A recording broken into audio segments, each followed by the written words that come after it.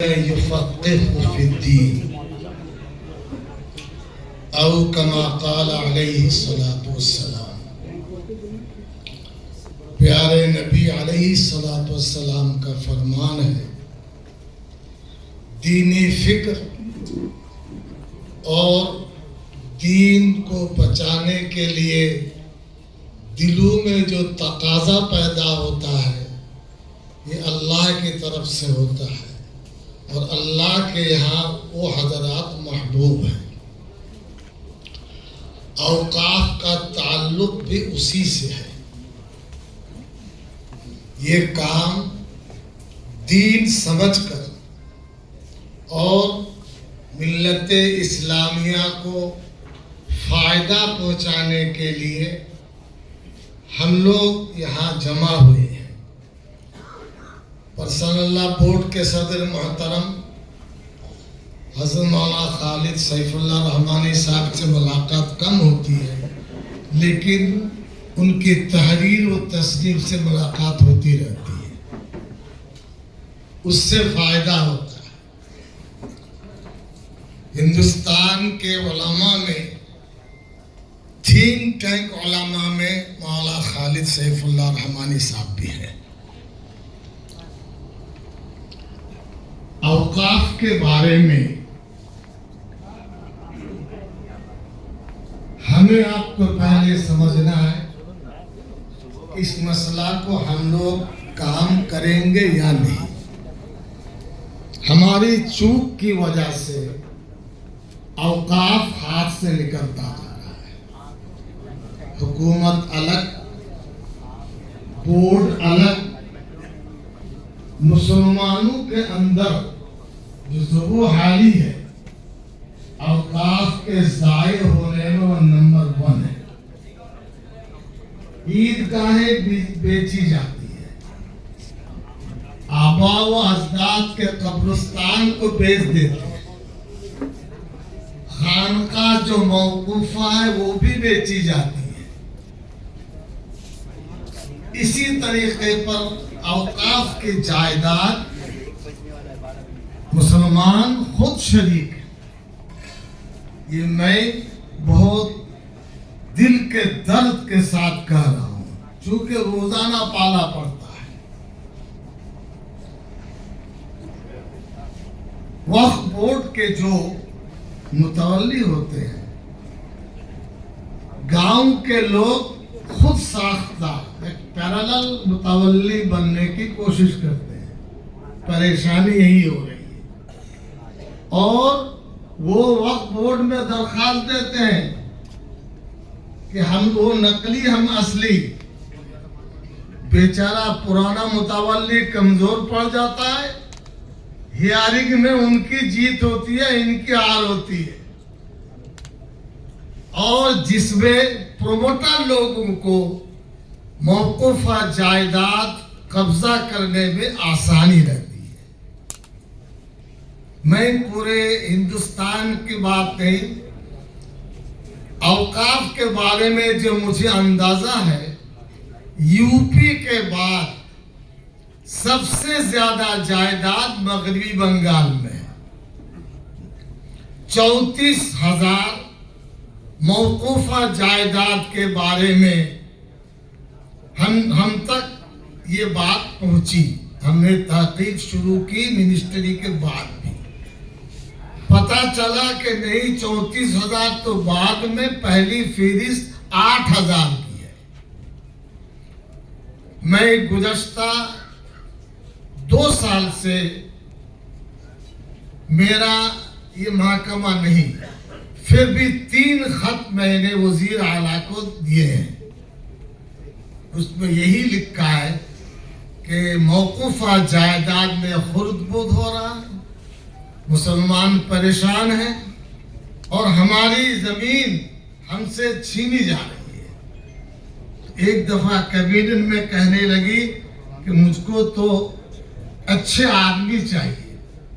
फिर उसी दिन उन्होंने हाई पावर औकाफ कमेटी कायम की, जिसमें मुझे बॉबी हाकिम, जावेद खान वगैरह वगैरह गुज़श्ता अगस्त में राइटर्स बिल्डिंग में पहली मीटिंग हुई। 6 एमएलए, 5 वजीर और वक्फ के सीईओ चेयरमैन, 2-3 घंटा मैंने बर्जस्ता वहां कहा, आखिर ये चोरी कब तक चलेगी। वो उम्मीद नहीं करते थे मैं ऐसी बात उनके सामने रखूंगा बाकायदा।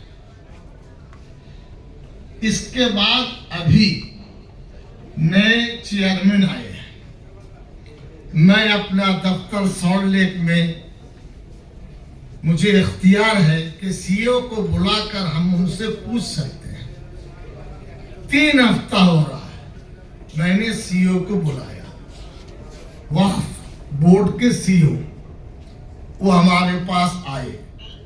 मैंने पूछा कि नए चेयरमैन साहब आए, आपका काम क्या है, क्या हो रहा है। तो उन्होंने जो रिपोर्ट दी, 500 से जायद फाइल जमा है, 500।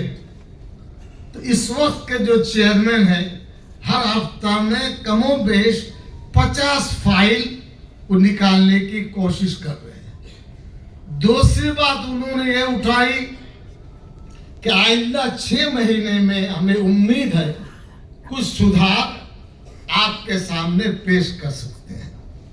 मेरा एक दावा था, आपसे भी गुजारिश है कि कंप्यूटर में वक्फ बोर्ड का एनरोलमेंट नहीं है, हार्ड कॉपी है।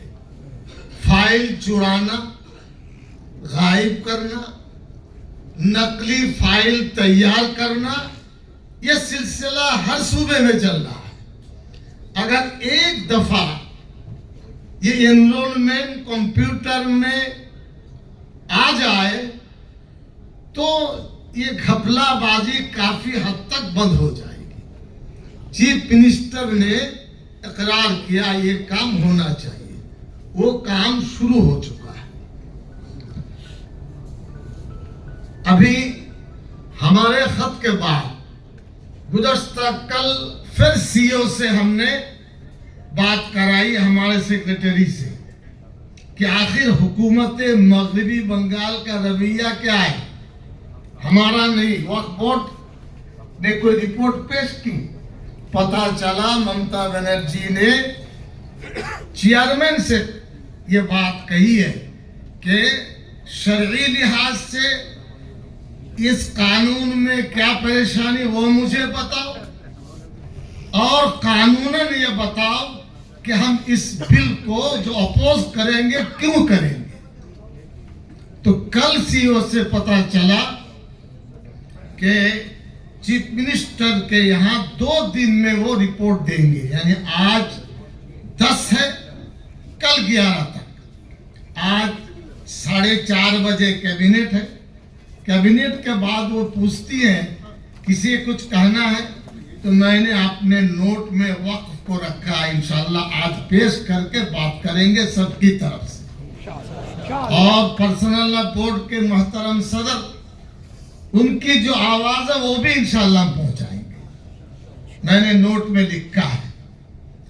अब मगरिबी बंगाल में, पूरे मुल्क में आइम्मा किराम सोते हैं, 56 जुमा है। कोई खड़े होकर बता सकते हैं एक जुमा में वक्फ की तकरीर आपने की? नील बटा नील। एक जुमा वक्फ नहीं कर सकते। 4 जुमा अगर हर महीने में एक जुमा बताएं तो औकाफ के बारे में दिमाग तैयार होगा। सब गाफिल, ये बात समझ में आती ही नहीं। पर्सनल बोर्ड ने एक माहौल बनाया।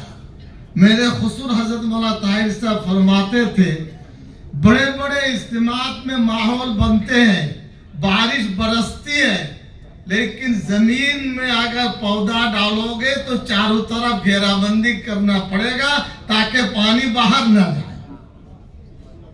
आज के इस पैगाम में आपको सोचना पड़ेगा काम हम करेंगे या नहीं। यहाँ बहुत आइम्मा किराम हमें बताए कि आपकी मस्जिद में बात उठाएंगे। देखिए वादा अल्लाह से है, क्या उठाएंगे? ये औकाफ हजरत सैयदना उमर फारूक के जमाने से चला आ रहा है। मदीना तैयबा में मस्जिद नबवी के पास जब निकलते हैं तो वक्फ उस्मानी लिखा हुआ है। मैंने पूछा कि हजरत उस्मान गनी रज़ियल्लाहु अन्हु का मौक़िफ़ जायदाद है, हुकूमत उसमें खुद नहीं करती। बीर उस्मान बागान अब भी मौजूद है, हमने खुद देखा। वो पैसा क्या होता है, शरई लिहाज से जो करेंगे करेंगे। दमदम एयरपोर्ट की मस्जिद में सुना रहा हूं, ये औकाफ नहीं है। 3 कट्ठा जमीन पर बिल्कुल समझ लीजिए यानी बीच हिस्से में मौजूद मस्जिद है। ज्योति बासु बुद्धदेव भट्टाचार्य वक़फ़ ये एयरपोर्ट अथॉरिटी सबने बात की। तो मैंने कहा कि मस्जिद भाई मस्जिद है, 3 रास्ता बताया कि पर्सनल बोर्ड के पास खत भेजिए, अगर वो इजाजत दें तो आप मस्जिद ले लीजिए, या दारुल देवबंद को भेजिए या जमीयत उलमा को भेजिए। 3 मैंने रास्ता बताया था। मस्जिद मुसलमान अपने हाथ से नहीं दे सकते, लेकिन ये 3 इदारा ऐसे हैं, वो अगर रास्ता बताए तो कुछ होगा। हजरत मोहतमिम साहब देवबंद ने खत लिखा, मुझे बताओ कि ये मस्जिद में नमाज होती है या नहीं? 5 गाना नमाज होती है अल्हम्दुलिल्लाह। 5 वक्त रमजान में 250-300 मुसल्ली इफ्तार करते हैं, महल्ले वाले जाते हैं, रुकावट नहीं है। हमने कहा पार्लियामेंट में बिल लाओ, कि बिल लाएंगे तो नाक नीचे हो जाएगी, यानी जबरदस्ती तोड़ लो तो उसमें माहौल खराब हो जाएगा, वोट हाथ से चला जाएगा। लेकिन मुसलमान बुद्धू हैं, आपके हाथ मस्जिद देंगे। और वक्फ बोर्ड से मेरे पास इत्तला आई, आप उसको वक्फ कर दीजिए। मैं जानबूझकर, मैं सदर हूं उसका कमेटी का, गया नहीं। कल कोई आएगा आदमी, वो वक़्फ़ में डाल देगा, 2 साल बाद इस मस्जिद को एयरपोर्ट ले लेंगे। अब लोग डर रहे हैं कि हमारी जमीन जायदाद वक्फ नहीं करेंगे चूंकि घपला है। अब मगरिबी बंगाल की सूरत हाल हमारे सदर मोहतरम चूंकि मौजूद है, उनके जहन में आनी चाहिए। सीपीएम के जमाने में ये आवाज उठी कि वक्फ में चोरी होती है। ममता बनर्जी ने भी सड़क पर उतर कर अलग, हम लोग जमीयत वाले बहुत जोर शोर से। ज्योति बासु के जमाने में वक़्फ़ इंक्वायरी कमीशन, भट्टाचार्य वक़्फ़ इंक्वायरी कमीशन कायम। बिला मुबालगा आपसे कह रहा हूं, मगरिबी बंगाल मुसलमानों की जानिब से मैं मुद्दई होकर के 34 दफा वहां हाजिरी दी। 1200 सफ़हात पर 2 जिल्दों में सलीम साहब मिनिस्टर थे। वहां एक एक जायदाद को दिखाया गया।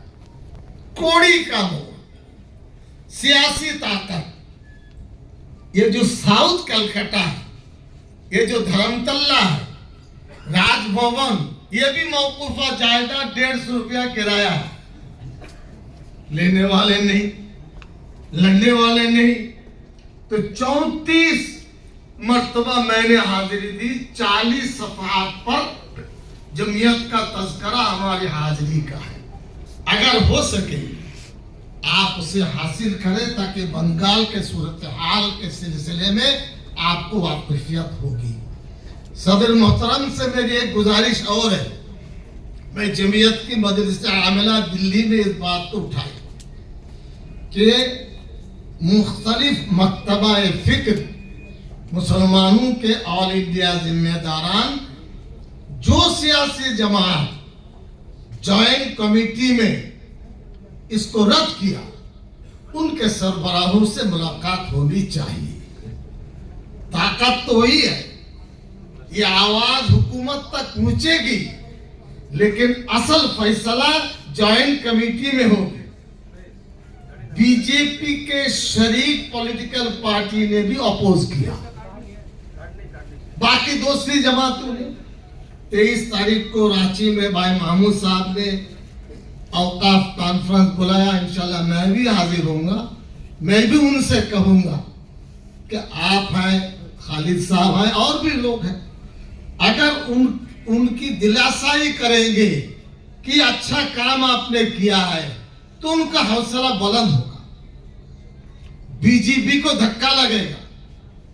ये काम होने से वो ये सोचेंगे कि 22 मुसलमान इसको अच्छी निगाह से देख रहे हैं। ये काम पर्सनल बोर्ड भी कोशिश करे मिलकर। और आज सीएम से कहने के बाद जो रिपोर्ट होगी शाम तक इंशाल्लाह अबू तालिब रहमानी साहब कांटेक्ट करें। लेकिन बंगाल के लिए परेशानी है, कोई कमेटी नहीं है। मैं तंजीम से जुड़ा हूं, कहां बैठने की जगह भी नहीं है। मैंने 2-3 दफा कहा है, कोई लेटर पैड नहीं। तो काम चक्कर करने के लिए ये तरीका कार होना चाहिए।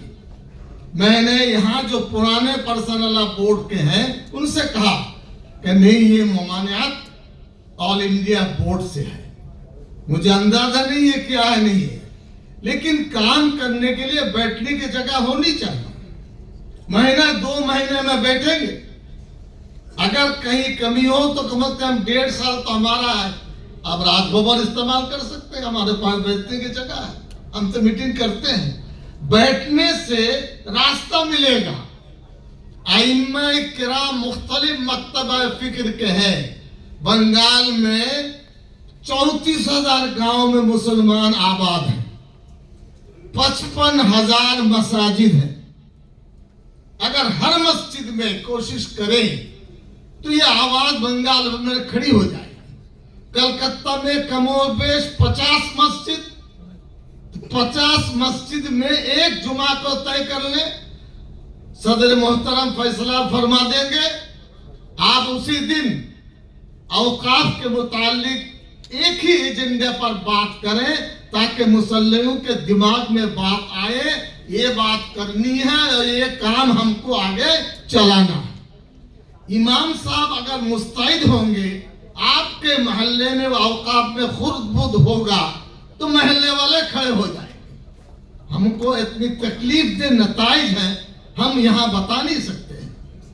लड़ाई होती है, मुसलमान है, झूठ बोलते हैं, बाप की जायदाद को बेच करके वो प्रोमोटर को दे रहे हैं, वहां झूठी गवाही देते हैं, लाखों का सरमाया कोड़ी के मोल बिक जाता है।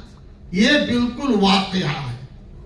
बारकायद ये यानी इज्तिमा, नुमाइंदा इज्तिमा, ये खुश आइन है, ये कार खैर है, ये तफक्कुह फी दीन है, लेकिन लगा रहना पड़ेगा।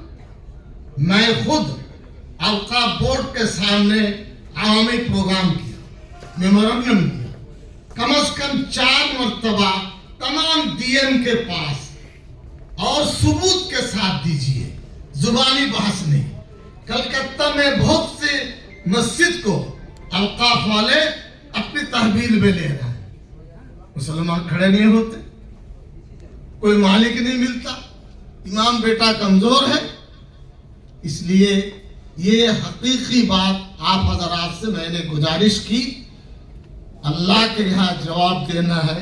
अला कुल्लुकुम राइन व कुल्लुकुम मसऊलुन अन रइयतिही। हमारी सकत के मुताबिक हम इंशाल्लाह कोशिश करेंगे। आइम्मा किराम हो, तंजीम हो, या जो भी मुतवल्लियान हो, आप कहिए इमाम से, आप एक दफा तकरीर कीजिए। पर्सनल बोर्ड की कमेटी और सदर मोहतरम मुल्क वाले आए थे, हमारी मस्जिद में एक बात नहीं होगी तो ये मसला इंशाल्लाह चल पड़ेगा। आपसे दुआओं की दरख्वास्त के साथ मैं अपनी बात को खत्म करता